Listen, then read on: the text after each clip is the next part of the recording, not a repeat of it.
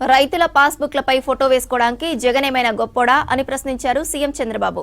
100 కోట్లతో సర్వే చేసి శాశ్వతంగా భూములు తమ ఆధీనంలో ఉండేలా చేసుకునేందుకు జగన్ ప్రయత్నించారని ఆరోపించారు. పిల్లలకు చట్టాలపై అవగాహన ఉండాలన్నారు హోంమంత్రి అనిత. చిన్న పొరపాట్లతో జీవితాలను నాశనం చేసుకోవద్దని సూచించారు. జిల్లాలో స్వచ్ఛాంధ్ర, స్వర్ణాంధ్ర కార్యక్రమంలో పాల్గొన్నారు నేతలు. ఇక రేపు జరగనున్న రథసప్తమి వేడుకలకు సిద్ధమైంది టీటీడీ. శ్రీవారి రథోత్సవానికి భారీ ఏర్పాట్లు చేశారు అధికారులు.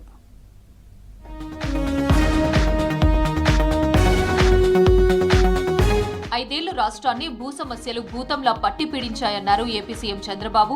మాజీ సీఎం జగన్ 700 కోట్లతో భూ సర్వే చేయించి పాస్బుక్లపై తన ఫోటోలు వేసుకున్నారని చెప్పారు. దీని ద్వారా శాశ్వతంగా ప్రజల భూముల్లో తిష్టవేయాలనుకున్నారని, కానీ ప్రజలు వద్దని తరిమేశారన్నారు. తాము వచ్చాక ల్యాండ్ టైటిలింగ్ యాక్ట్ రద్దు చేసి ప్రభుత్వ రాజముద్రతో పాస్బుక్లు అందించామన్నారు. జగన్ ఏమైనా గొప్పోడా ఫోటో వేసుకోవడానికని ప్రశ్నించారు. నగరిలో పర్యటించారు బాబు. నగరిని పారిశ్రామిక నగరంగా అభివృద్ధి చేస్తామని చెప్పారు. మీ భూమి సర్వే చేశాడు. సర్వే చేసి ఏం చేశారు? 700 కోట్ల రూపాయలు ఖర్చు పెట్టాడు. 700 కోట్ల రూపాయలు ఖర్చు పెట్టి ఆయన ఫోటో వేశాడు.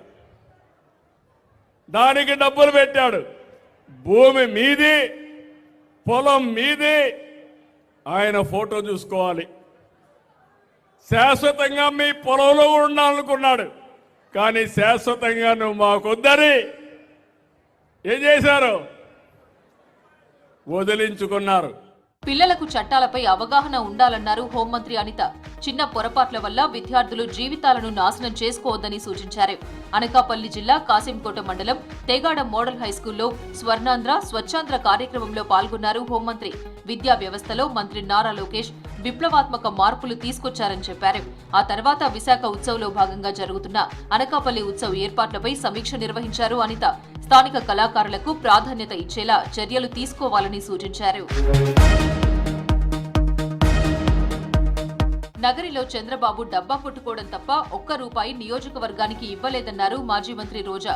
రాష్ట్రాన్ని స్వచ్ఛాంధ్ర, స్వర్ణాంధ్ర కాదు అప్పుల ఆంధ్ర, అరాచక ఆంధ్రగా మార్చేశారన్నారు. వైసీపీ హయాంలో నగరిలో కొన్ని 100 కోట్లతో అభివృద్ధి పనులు చేశామని చెప్పారు.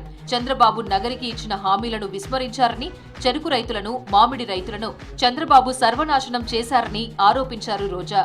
చంద్రబాబు నాయుడు వచ్చిన పని స్వచ్ఛాంధ్ర, స్వర్ణాంధ్ర. ఈ రాష్ట్రాన్ని స్వచ్ఛాంధ్ర, స్వర్ణాంధ్ర చేస్తానంటున్నాడు.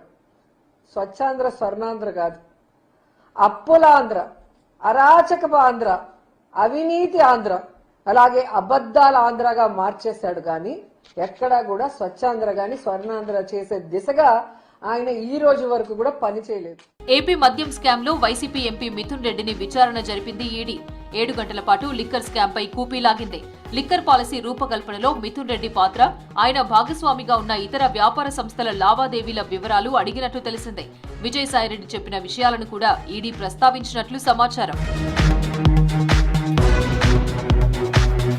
అంబేద్కర్ కోనసీమ జిల్లా మలికిపురం మండలం ఇరుసుమండ బ్లోఅవుట్ ఘటనలో బాధిత కుటుంబాలకు ఆర్థిక సాయం ప్రకటించింది ఓఎన్జీసీ. ఇరుసుమండ, గుబ్బలపాలెం, లక్కవరం, చింతలపల్లి గ్రామాలకు చెందిన మొత్తం 6,300 కుటుంబాలకు ఫిబ్రవరి మొదటి వారంలో ఒక్కో కుటుంబానికి 10,000 చొప్పున ఆర్థిక సహాయం అందించనున్నట్టు తెలిపింది. సీఎం చంద్రబాబు ఆదేశాలతో ఆర్థిక సాయం అందిస్తున్నట్లు ప్రకటించింది. రథసప్తమి వేడుకలకు ముస్తాబవుతోంది తిరుమల తిరుపతి దేవస్థానం. రథసప్తమి కోసం భారీ ఏర్పాట్లు చేశారు అధికారులు. భక్తులకు ఇబ్బంది కలగకుండా సదుపాయాలు కల్పించారు. భక్తుల భద్రతలో భాగంగా మాడవీధుల్లో సీసీ కెమెరాలను ఇంటిగ్రేటెడ్ కమాండ్ కంట్రోల్ సెంటర్ కు అనుసంధానం చేశారు. శ్రీవారి బ్రహ్మోత్సవాలు, వైకుంఠ ఏకాదశి తరహాలో రథసప్తమి వేడుకలను విజయవంతంగా నిర్వహిస్తామన్నారు టీటీడీ అధికారులు.